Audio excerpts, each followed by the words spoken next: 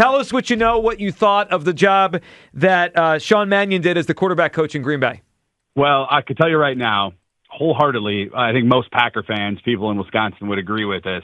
We hated to see him leave Green Bay. We thought there was going to be an opportunity for him to take over the offensive coordinator position. Adam Stenavich currently is the offensive coordinator, but he's been interviewing. At least he had one interview with Tennessee.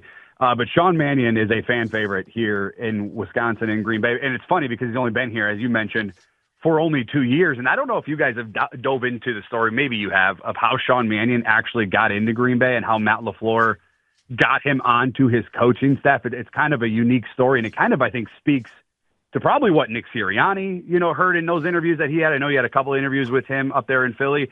But long story short, Sean Mannion was going to interview for an offensive assistant job in Chicago. Mm-hmm. He knows Matt LaFleur. He's played under Matt LaFleur. He gave him a call and said, hey, I just want to go over a few things, see, some tips, some pointers on what, how I can ace this interview down there in Chicago. And Matt was so blown away. Matt said, when you're done in Chicago, I have a job waiting for you. And he had just obviously gotten out of his playing days as a backup quarterback. So he called Matt LaFleur for advice and found himself in Green Bay. And I don't think it's a coincidence, guys. And I know the numbers, if you look at the raw numbers from Jordan Love, and you're going to look at him and you're going to see, just over 3,000, passing yards and 23 touchdowns. But this was Jordan Love's best year under Sean Mannion. It was Mannion's first full year as his quarterback coach.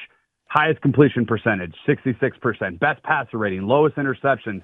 And that's all with missing a handful of games Jordan Love had to injury. So when we saw that Sean Mannion, when I first saw that he was interviewing for Philly, I go, oh man, I hope it doesn't. Maybe it's just the first stepping stone for him. Jeff Hafley last year, the Packers' former defensive coordinator, took an interview with New York, but didn't take the job. So you're hoping he was just trying to get his foot in the door there. But he's a very bright guy, man. Very, very jealous that he's now leaving Green Bay and heading up over to you guys in Philly.